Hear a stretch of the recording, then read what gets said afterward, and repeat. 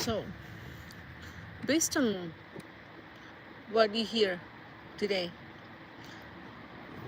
that the world's revolving around all these acts in humanity that has been influenced by many people up of very high material holding and currency and so much poverty in the world. Where do you think we are going from here on out? What direction do you think humanity Okay, so can take? So you're saying, like, with who's at the helm? Where is our current ship sailing? What land do I think we're gonna embark upon once we reach where we're going? So, I mean, I would hope that, you know, we're going to a place that, even though they may be lying to us a little, and they may be lying to us a lot, and I hope it's not a lot. I hope they're as transparent as what they claim to be. That the land we're going to, hopefully, is a land with maybe not plenty, but a land of maybe prosperity. I would hope. I would greatly hope. But then, you know, we'd have to really, you know, set down the list of the people who are really at the helm. You know, you have a captain, and I won't put a name on who I think the captain may be, because, you know, to put a name on the captain puts a mark on one's head. You know, and you would learn from battle that you don't put a mark on your captain's head. Sometimes the most insignificant man wears a captain's hat. So, while thinking about what we talk about tonight here, then you would really want to measure from your spyglass at who comes over the horizon and who's in the crow's nest. That's where I would start, to see not only, you know, where we're at on the ocean, but where are we going is a really good question that you would have to ask the man who's coming above the horizon first as he clips over the waves. So I'll have to ask and answer your question with one. Who do you think is the person who's looking the furthest away in the leadership? Who do you think is in the leadership, without saying names, who do you think is looking the furthest ahead to our future? And then I'll tell you who, based on him, where we might be going. Who's the navigator? Who's in the crow's nest? On this ship we sail. I have a unique perspective about this because I feel that many things can be said, but the reality is that each individual is responsible and has to take accountability for everything that happens. Yeah. Because you've heard the phrase that says, as above, so below, in the sign that they use, and as it is to your left, it is to your right.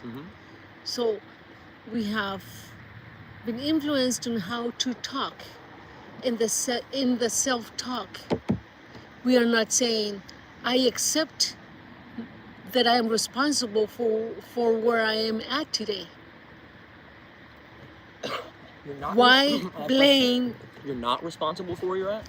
Why I am. You are responsible, okay. Why am I gonna set that responsibility on somebody else? Oh, it's the fault of this branch, of this country, of this society, of this town. And that's what I feel, that because we have allowed what others said, we have fallen in that trap, and we forgot to listen to our inner voice. Okay. And just follow and say, go this way, go that way. What are you gonna do today? What makes you feel good? And go in the steps of what others do, and not. Okay, so do you think that these two that would be on our ship that we're on, you know, they would be the people who are following their heart? Okay, so if I was to look at who are our leaders in the world, not in our country, because I'm not a man of a country, I'm a man of a planet, I'm a man of a people, you know, and as you are a woman of the people, we are both the same. Although, obviously, from our accents, you can tell we're very vastly different, but I would say who, without, like you said, without putting a label on it, because a label is nothing for us, but for us as mere humans to put a category to something that may be categorizeless. So you would really just say, I think they're going for what man has always went for in his primal nature, which is It is a virtue you can live unto a vice. It starts with self-preservation and the need of our basic needs, and then it ends with greed and hunger and gluttony. So I would hope that it would be someone who, I'm not going to go as far as to say Bernie Sanders, because not everyone is going to mop the decks, but not everybody is going to fire cannons either. And, you know, everyone's going to dread when they get handed an oar. But everyone must do what they must to keep us afloat, to get to where we're going.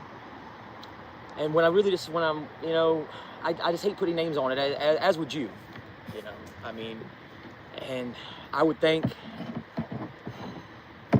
I still, it's hard for me to put a name on it. So just what I'll do is I'll go back to what you talked about when you talked about connection and above and below. So to, you know, stick with the allegory of what we're talking about with us being on a ship through space or through the ocean or the edge of whatever plane we may be on. It's about, you said, communication with your inner voice. Self-talk is a very important thing. I personally lean more on a, like, you're more positive, right, Miss Kathy?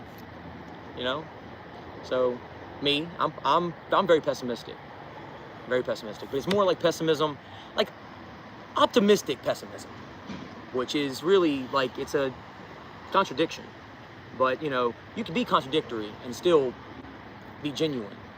You know, you can still be who you are on the inside, which is the hints of self-talk, because self-talk is who you are when you're all alone, when no one's watching you, you know. And if I'm in that crow's nest and I see an iceberg, I have to know that I do see it and it is there. And I can't doubt myself, because to doubt myself would be to doubt everyone else on the ship with me, because I'm more than me. I am them, they are me, we're all the same. Because if I die, they die, even if they don't. Even if they make it, I have to assume that if something bad happens because of me, I die with them.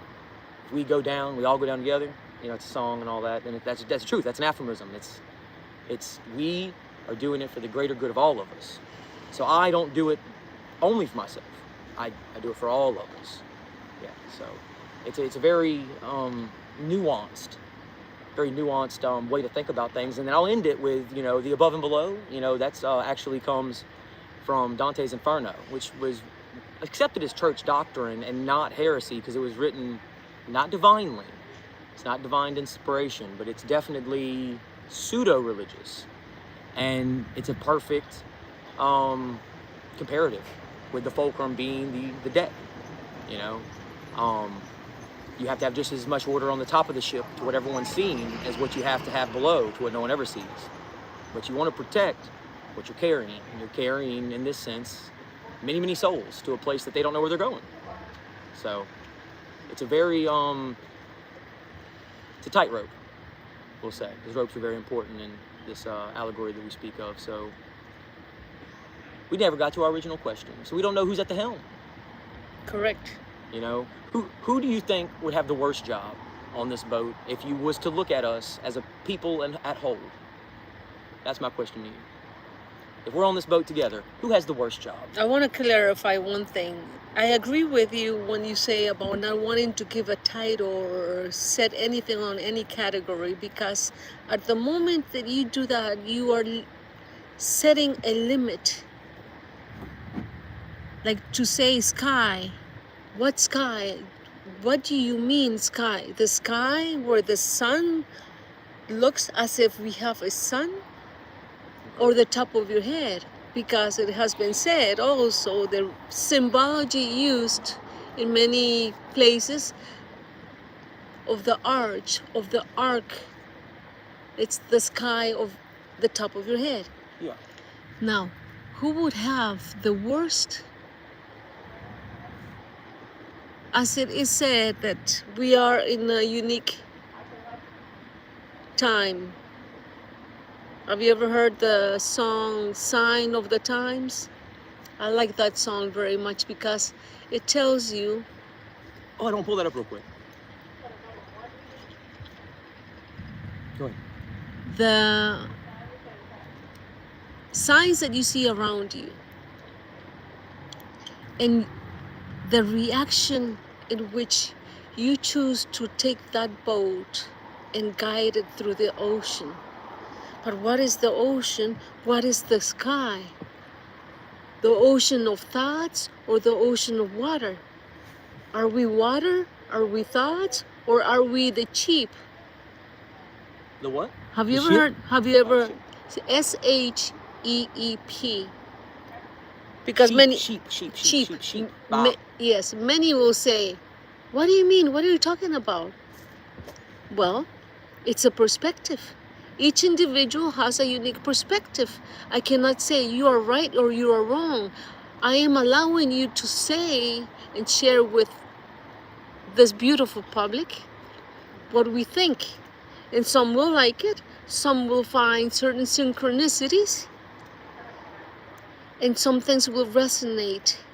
And whether they choose to share this video or like this video, I am given my gift of the day on which I want to feel that I am accountable and I have a self-value to share with somebody, but mainly with myself, because I'm allowing myself to express. And the answer to the question that you ask, who has it worst?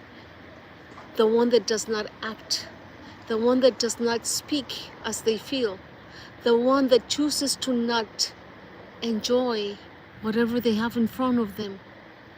Especially when they look in that mirror. What do you see in the mirror? You see yourself. And whether that value, that self-value that you have placed on yourself is little or a lot, you're the only one that has to deal with yourself at the end of the day when you're alone, when you're around, surrounded with all those people in a big party. How do you react? You're reacting in the expectation of what others have? Or are you being your own unique, original essence?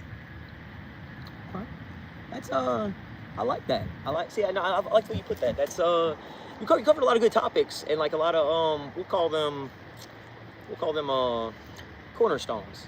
So when you started, you talked about the sun, the ark, the bald, the crown. So, you know, the simple name like Archibald, you know, the arch, the bald mountaintop, you know, and then you talked about the crown and signs you may see and symbols, I would say. You know, it's, you know, we are a mountain floating on top of an ocean. We are the arch, the bald on top of the ocean. Yeah, you know, we would be the first thing that if someone peered down to the great creatures below. We are the great creatures below who are on top. We're in the ocean. We are in the ocean. We are an ocean creature at that point, and we are still above. And we have an above, and then we have something that is below the water. And then we are both above and below at that point.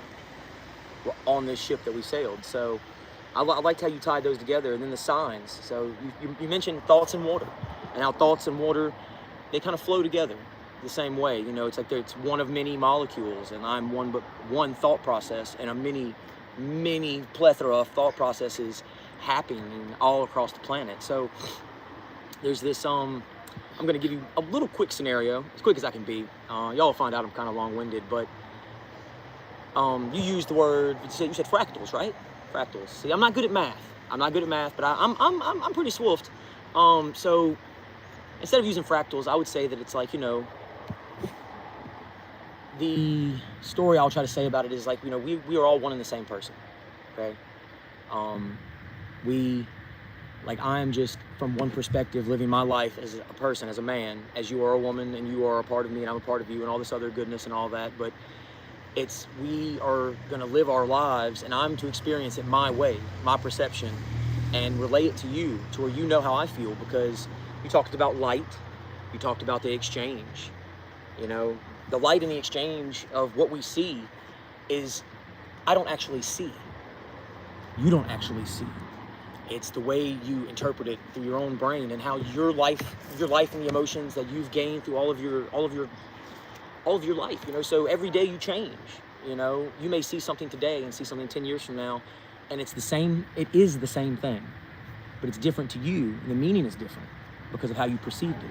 The light travels all the way here just to die in your eye. Okay, It only existed when it was created and in your eye, and that's one single form of a particle for it to die. So, I'm getting off subject, so I digress. But we'll go back to the sheep and the water flow. So, if a shepherd has his sheep, his flock are flowing. His flock are flowing, and they're moving through the rocks around it like water. They lead themselves down the path of least resistance. But there's always a guiding hand to show them where the path may be. You know, you mentioned a word that, you know, a lot of people, if you're not, I'll hate to, you know, word swamp you, but if you're not as nuanced as some of us may be, synchronicity is something as simple as, if you've never heard a word that I've said personally today, I guarantee you in the next 24 hours, you'll hear it about 3 more times. And you've never heard it before until you heard me just say it right now. That's synchronicity. And there are many types. It's that weird feeling you get in your chest when you feel like you just heard something or seen something that like you need to remember, and you're supposed to see it. Maybe it takes the form of deja vu and you've seen it before, or maybe it's something, it could be anything and it's something to you. You talked about the silent ones, and you know that they do have it the worst, and they are the millions, the meritless millions at this point, because a lot of disenfranchised youth feel like they're meritless, like they almost have no worth. You talked about, you know, just your own self-worth, you know, and how you put value upon yourself when you look yourself in the mirror. Everything, down to social interactions, AI, there's a plethora of things that you could just break them down to their root. Okay, and it's all a mirror. The main tactic you use when you're selling things in a relationship, a friendship, anything, is you mirror the other person. Okay, you mirror the other person. Why? To manipulate them into liking you better. But if they liked you for who you are, then they like you. If they like you because you've mirrored them, then they like themselves. So do they like you, or do they like themselves? So that's what I have to say about the mirror. And I won't get too much into mirroring. We'll have another episode that we'll talk about specifically mirroring.